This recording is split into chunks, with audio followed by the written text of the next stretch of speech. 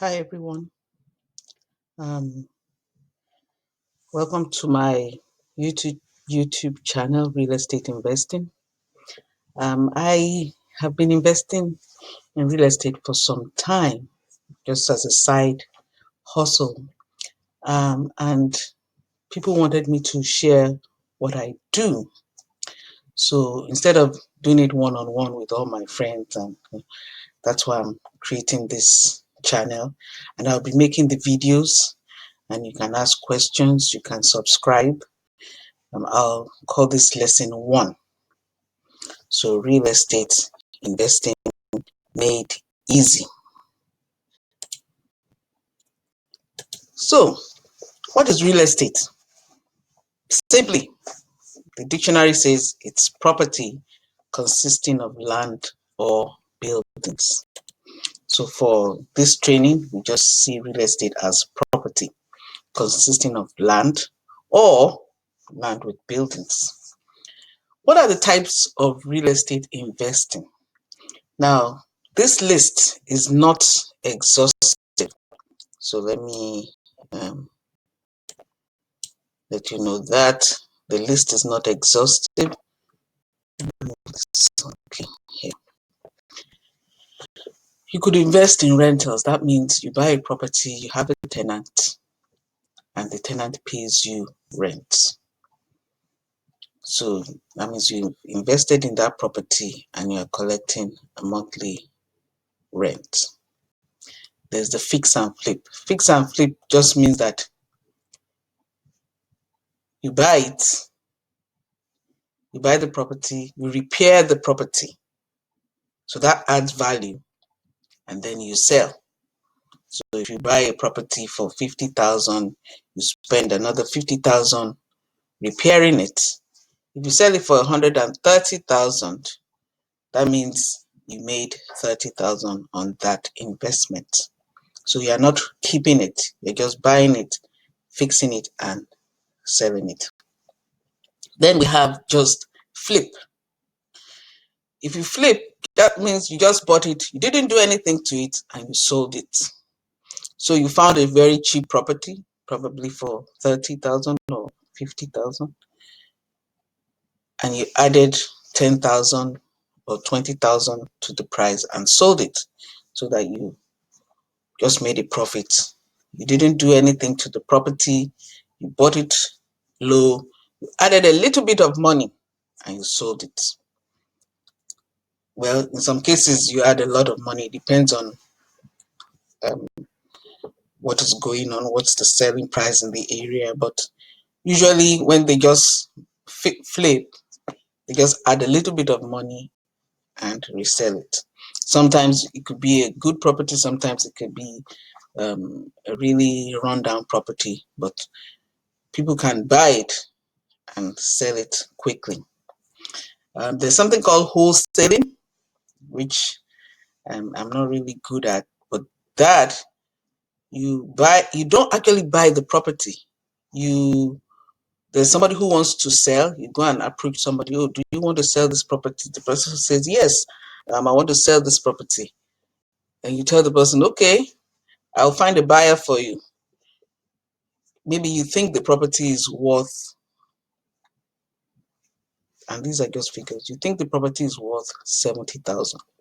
So you tell the person that, okay, I can find a buyer for you. Are you okay with 50 or 60,000? If the person says yes, you sign a contract and then you go and look for a buyer. And if you get the buyer will buy it for 70,000.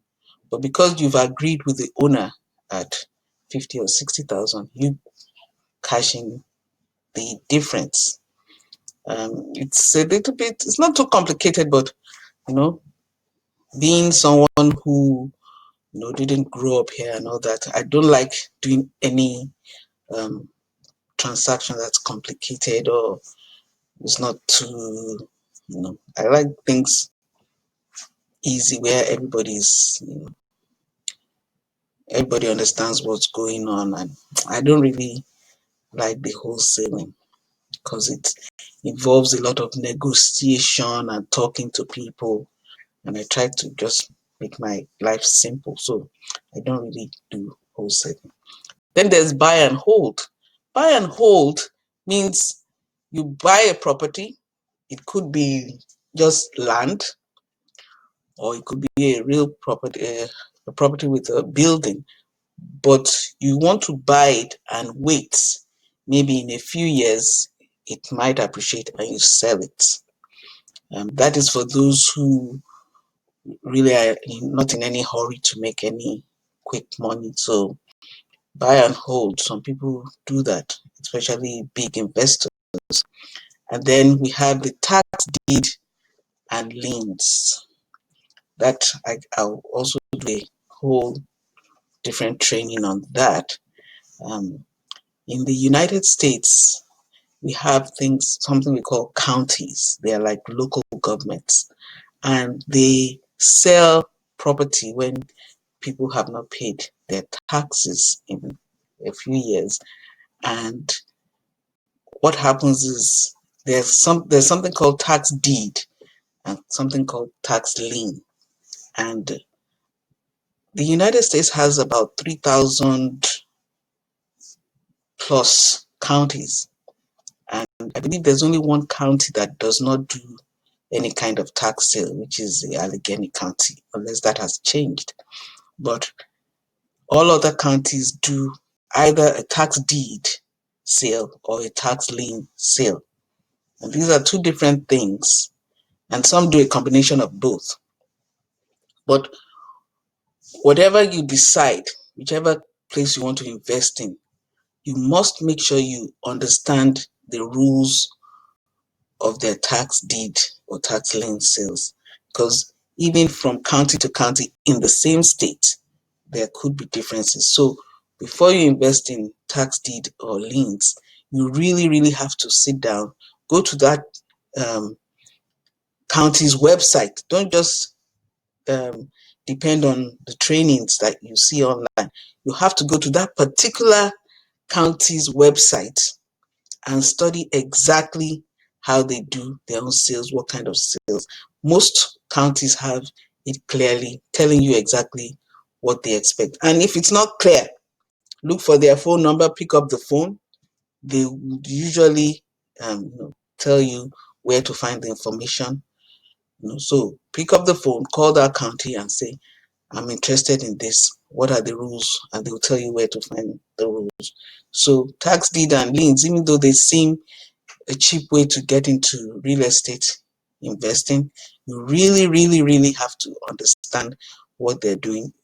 And I'll show you also how to research those properties that are for sale, because some of the properties that are for sale, there's nothing you can do with them. Some are just a thin strip of land that you can, it seems like just a sidewalk. Some of them are behind somebody else's property that you can't get to. So you have to be very careful when you're buying these, because the fact that they put it up for sale could be $500 or even in some places less. But you have to see what you're buying first. You have to be able to research it, and that will be a whole different lesson on its own. So there's so many ways to get into real estate investing. So many. This is not exhaustive, but I'm just writing things that I've done before. So where do you find properties to invest in? That's a very good question. For starters, I told you tax deed and taxes, you can get in at a very, if you don't have a lot of money, you can get in there. But those properties are limited in quantity, and sometimes the sales are just once or twice a year. But if you just want to say, okay, let me even play around, let me find out, even before I have the money, let me see what's out there. I usually use 3 websites. There are a lot of websites, but if you just want to do some research, you want to find properties, I use Zillow.com, Realtor.com, and Trulia.com. And the reason I use these ones is each one has its own advantage or disadvantage. When I use Zillow, and I'm going to show you in this video how I use Zillow, Realtor, and Trulia. When I use Zillow, I can map out the place I want to invest in. I know you can invest in anywhere in the United States, but I always like to invest in a place where I can actually, get to in an hour. I don't want to have to take a plane to go to look at my property. So I usually say, okay, this is where I live, 1 hour from where I live. So I can show you how to do that. Now, the reason I now use Realtor.com is sometimes the properties on Zillow, even though it says for sale, they might have been sold already, or maybe they've been removed. So, and if I find a property I like in Zillow, then I'll take that property and check it in Realtor.com. Realtor.com is usually, real-time properties that are for sale, so that you don't get confused thinking that a property is for sale in Zillow and find out that it sold months ago. So I take the property I like from Zillow, which is good to find it, and then I take it to Realtor.com and I'll check if it's still for sale or if it's pending or things like that. And then I use Trulia to try and look at the environment. Trulia will tell you if the crime in that area, whether there's low crime. So you would decide how much tolerance you have, because some people don't mind buying properties in places that have high crime. They know how to handle that. But some people just want to live a simple life and buy properties in places where they feel safe visiting. So I use Trulia for that. Then I also use Google Maps. Now, that is when I'm doing the research, but to find the properties, these are the 3 websites I use. And one question that always comes up is, do I need a license to invest in real estate? No. You're an investor. You don't need a license. The people that need a license are those who want to be agents. If you want to be a real estate agent or a realtor, you need a license. But we are not agents. We are not contractors. We're just investors. So if you want to invest in real estate, you do not need a license. You're going to be using licensed contractors to do your work. You're going to be using licensed agents to buy your property or sell your property after when you're ready to sell. You're going to use other licensed people for anything that you need to do that needs a license. You're going to use other license. You are not a licensed person. You are just an investor. So you must remember, you're an investor. You're not a contractor. You're not a real estate agent. You're just an investor. So you do not need a license to invest in real estate.